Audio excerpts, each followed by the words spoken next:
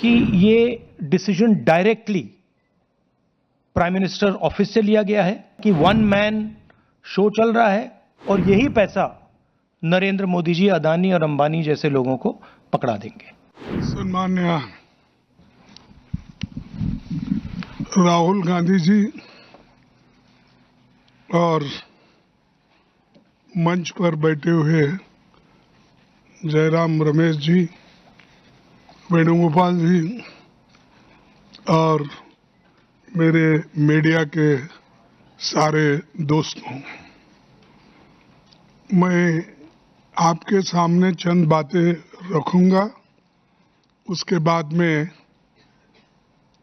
राहुल गांधी जी आपको आप संबोधित करेंगे, उनकी बात भी आप सुनेंगे।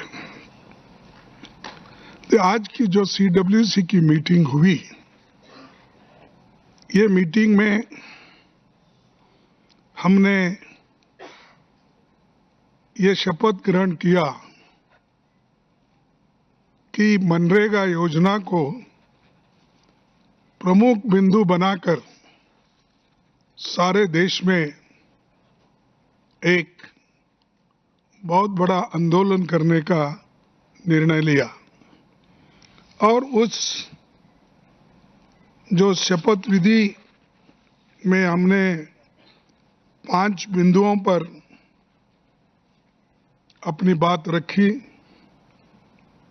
कि मैं पूरा पढ़ने से ये अच्छा होगा कि आपको सर्कुलेट किया जाएगा, तो ये अच्छा होगा। सर्कुलेट भी हो गया, हो जाएगा, कर देंगे, तो एक बार पढ़ लीजिए। हम शपथ लेते हैं कि भारतीय राष्ट्रीय कांग्रेस पार्टी अग्रणी भूमिका लेते हुए 5 जनवरी से मनरेगा बचाओ अभियान की शुरुआत करेगी। महात्मा गांधी राष्ट्रीय ग्रामीण रोजगार गारंटी अधिनियम मनरेगा का हर हाल में रक्षा करेंगे। मनरेगा कोई योजना नहीं, बल्कि भारत के संविधान से मिला काम का अधिकार है। हम ये संकल्प लेते हैं कि ग्रामीण मजदूर के सम्मान, रोजगार, मजदूरी और समय पर भुगतान के अधिकार के लिए एकजुट होकर संघर्ष करेंगे और मांग आधारित योजना और ग्राम सभा के अधिकार की रक्षा हम लोग करेंगे। हम ये भी शपथ लेते हैं कि मनरेगा से गांधी जी का नाम मिटाने और मजदूर के अधिकार को खैरात में बदलने की हर साजिश का लोकतांत्रिक विरोध करेंगे। संविधान और लोकतंत्र पर भरोसा रखते हुए हम मनरेगा बचाने, मजदूर के अधिकार बचाने और गांव-गांव अपनी आवाज बुलंद करने का संकल्प हम लेते हैं। इसी के साथ हमने जय संविधान, जय हिंद का नारा लगाते हुए इसको हम सभी ने स्वीकार किया। आपको मालूम है कि लोकसभा में हमारे नेता राहुल गांधी जी मनरेगा पर पहले बहुत बार आवाज उठाई थी।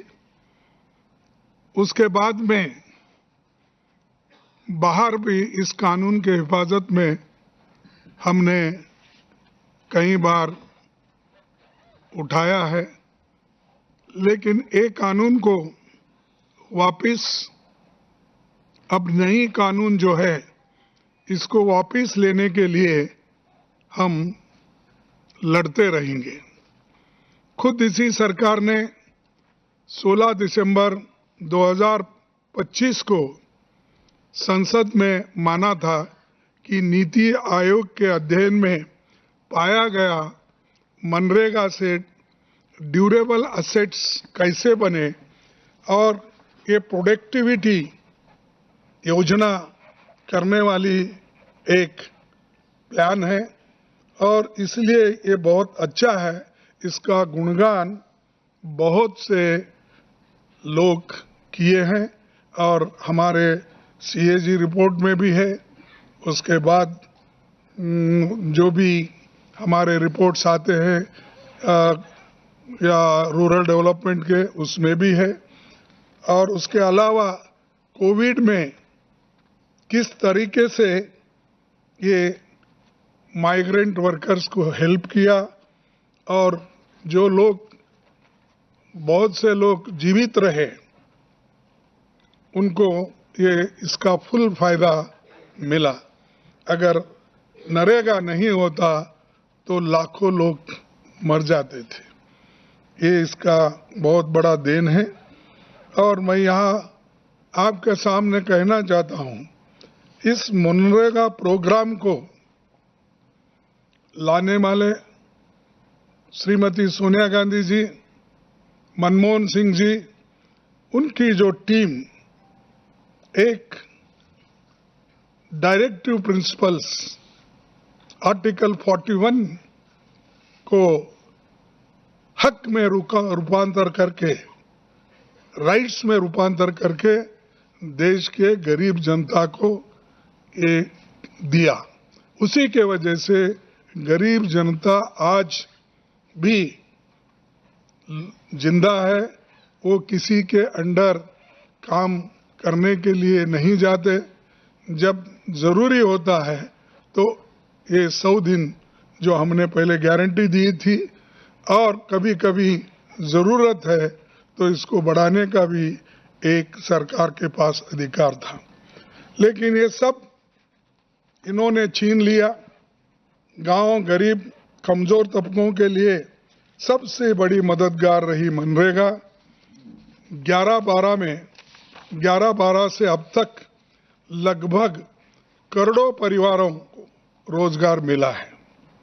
मनरेगा ने दलितों, आदिवासियों, महिलाओं, वंचित तबकों को गांव में ही रोजगार देकर सशक्त किया, पलायन रुका, गांव में बुनियादी ढांचा और पर्यावरण संरक्षण मजबूत हुआ। मैं ये कहीं बता रहा हूं कि अपने ही गांव में रह के जो छोटी मोटी खेती भी अगर उनकी होती है तो उसकी भी वो एक तरफ काश्त करके उसका लाभ उठाते थे और दूसरी तरफ उनको जब मजदूरी नहीं मिलता था तब वो लोग नरेगा के स्कीम के तहत वो काम पे भी जाते थे। लेकिन ये सरकार गरीबों का हक छीनने में बहुत उन्होंने प्रयास किया है और इससे देहातों में ही नहीं, जो लोग इस पर निर्भर थे वो सब लोग आज बहुत गुस्से में हैं और इसका वो गुस्सा जो है इनके ऊपर बहुत भारी पड़ेगा। जैसा कि किसानों के 3 काले कानून थे उसको रद्द करने के लिए जो किसानों ने लड़ाई लड़ी, हमने लड़ाई लड़ी और जो पार्लियामेंट में राहुल गांधी जी, हम सभी लोग, इवन अपोजिशन पार्टी के लोग भी हमारे साथ आए, लड़े, उसी लिए उनको वापस लेना पड़ा और किसान भी भारी आंदोलन करे। उसका ये एक नमूना आपके सामने पेश कर रहा हूं। इसीलिए श्रमिकों की मजदूरी का 100% भुगतान केंद्र सरकार करता था, यानी 90% सेंट्रल गवर्नमेंट देती थी, 10% स्टेट गवर्नमेंट। आज वो 60% सेंट्रल गवर्नमेंट और 40% स्टेट गवर्नमेंट। इसका मतलब है कि स्टेट गवर्नमेंट पे भारी बोझा, आर्थिक बोझा उनके ऊपर पड़ेगा और आर्थिक बोझा पड़ने के बाद कोई डेवलपमेंट नहीं होगा स्टेट में और ये एक तरफा निर्णय लिया गया है, ना वो स्टेट गवर्नमेंट को पूछे, ना लोगों को पूछे, ना स्टेक होल्डर से पूछे, ना और जो इससे बुरी हालत में रहने वाले लोगों का भी, यानी पंचायत के मेंबर्स या तालुका या जिला पंचायत, किसको भी उन्होंने विश्वास में लेके ये कानून नहीं लाया। सिर्फ गरीबों को कुचलने के लिए और उनको दबाने के लिए ये कानून लाया गया है। इसीलिए हम इसका पुरजोर खिलाफ करेंगे, विरोध करेंगे और इसके बारे में हम लड़ते रहेंगे, सड़क पे भी लड़ेंगे, आने वाले दिन में पार्लियामेंट में भी लड़ेंगे। ये हम इरादा करके आज CWC में हमने निर्णय लिया है। और जब भारत दुनिया की चौथी सबसे बड़ी अर्थव्यवस्था बन चुका है उनके कहने के मुताबिक, तो केंद्र सरकार ने मनरेगा जैसी योजना को तबाह क्यों किया? आपके पास इतने पैसे हैं, अरे बैंक से उठा उठा के अमीर लोग लूट रहे हैं। और जैसा कि अदानी, अंबानी, बहुत से लोग, इतने लोग हैं, जितना चाहे वो उतना बैंक से लोन लेते हैं, डुबाते हैं, फिर दूसरे का जाते हैं। तो इतने पैसे बैंक से वो निकाल के उनको दे रहे हैं। क्या मजदूरों के लिए आपके पास 30% और उनको देने का आपके पास पैसे नहीं थे? हिम्मत नहीं है आपकी? तो इसका मतलब ये है कि वो गरीबों के तरफदारी नहीं करते, वो सिर्फ अमीर लोगों के साथ है। और अमीर लोगों के साथ रहने वाला वो कभी गरीब का साथ नहीं देगा। इसीलिए गरीबों की बाजू हम लेकर लड़ रहे हैं और लड़ते रहेंगे। और दूसरा, मनरेगा से राष्ट्रपिता महात्मा गांधी का नाम हटाना ये एक अपमान है, क्योंकि सोनिया गांधी जी और मनमोहन सिंह जी ने तो इसको राइट बेस्ड कानून बनाया था। तुमने तो सिर्फ नाम बदलने का शुरू किए हैं। अरे हम हकूक दिए, राइट्स दिए, तुम नाम बदलने के पीछे भी गिरे हैं। सिर्फ गांधी फैमिली के नाम ही नहीं, वो महात्मा गांधी को भी उनका नाम भी पसंद नहीं है, क्योंकि मोहनदास करमचंद गांधी, उनका भी गांधी सरनेम है। तो गांधी जी यहाँ भी है, तो चलो जितने गांधी नाम के सरनेम वाले हैं उनके ऊपर हमला करो। ये हमला गांधी जी के ऊपर भी है, महात्मा गांधी के ऊपर। और एक देशव्यापी आंदोलन अपना होगा और इसके लिए सर्वसम्मति से वर्किंग कमेटी में माना गया है। और इसके बाद मैं यही कहूँगा कि हम जोर से लड़ेंगे, लड़ते रहेंगे। और आपका साथ मैं मांगता हूँ, क्योंकि आपके भी कुछ ये होंगे, थोड़ा सा आपको भी तकलीफ होगी, लेकिन सच्चाई को अगर आप सपोर्ट नहीं करेंगे, जो देश के संविधान में दिए हुए ये हकूक को अगर आप सपोर्ट नहीं करेंगे, तो एक बहुत बड़ा गुनाह हम सब लोग कर रहे हैं। तो इसलिए इतना ही कह के मैं अपने 4 शब्द को समाप्त करता हूं और राहुल गांधी जी आपके सामने अपनी बात रखेंगे। धन्यवाद। धन्यवाद खारगे जी, आप सबका यहाँ बहुत बहुत स्वागत। सर ठीक है, ठीक है सर। आप सबका स्वागत। मनरेगा सिर्फ एक योजना नहीं थी, मनरेगा राइट्स बेस्ड कॉन्सेप्ट था। मनरेगा से देश में करोड़ों लोगों को एक मिनिमम वेज मिलती थी, जिसके नीचे जब मनरेगा चालू होता था तो उसी लेवल पर उनको मिनिमम वेज मिल जाती थी। और मनरेगा जो हमारा थर्ड टियर है, पंचायती राज का जो टियर है, उसमें directly political participation, finance, support का एक साधन था, मेथड था। तो ये डायरेक्ट राइट्स बेस्ड का जो कॉन्सेप्ट है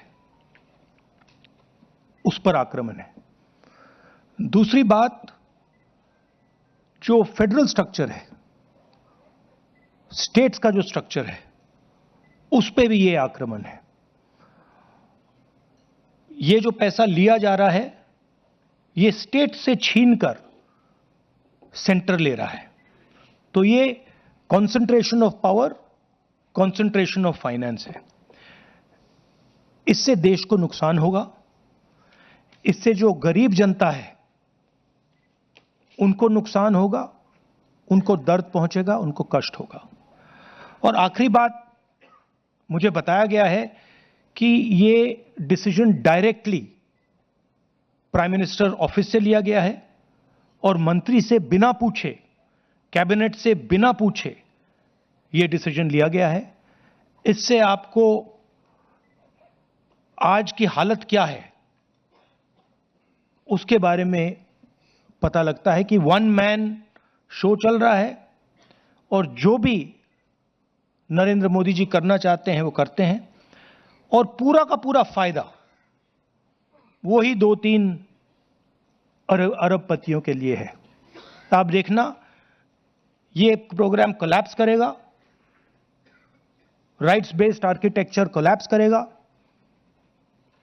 इससे रूरल इकोनॉमी को नुकसान पहुंचेगा और यही पैसा नरेंद्र मोदी जी अदानी और अंबानी जैसे लोगों को पकड़ा देंगे। Thank you. धन्यवाद। No, English for South. So Venugopal ji, No, he wants me to say it in English. Okay. आप अंग्रेजी में बोलेंगे? मैं बोलूँ? नहीं, Manrega is just not a work program.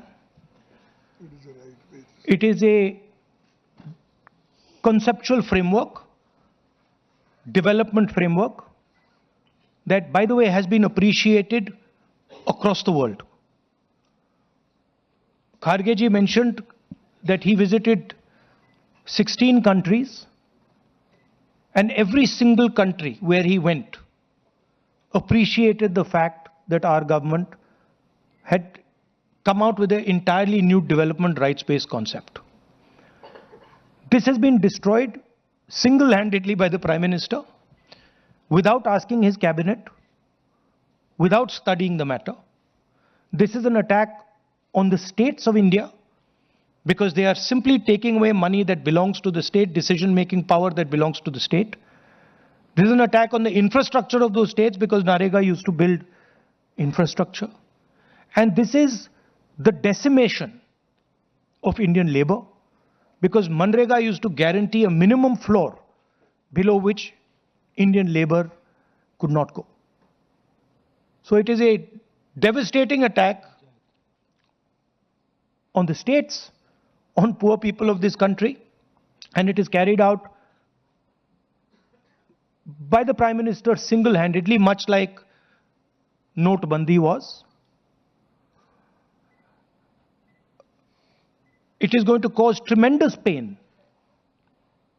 to the weakest sections, to the Adivasis, to the Dalits, to OBCs, to poor general castes, minorities, and it is going to benefit Mr. Adani in full measure. That is the purpose of this, to take money away from poor people and hand it to people like Mr. Adani. And finally, Manrega, apart from being a rights-based program, also strengthened our panchayats. It allowed political action in the panchayats. It injected money into the panchayats. It allowed the decision-making power at the panchayat level. So this is an attack on the democratic structure, on the third tier of government, and on the basic architecture of our country. As Kharge ji has said, we are going to resist it, we are going to fight it, and I'm confident that the entire opposition is going to be aligned against this action. Thank you.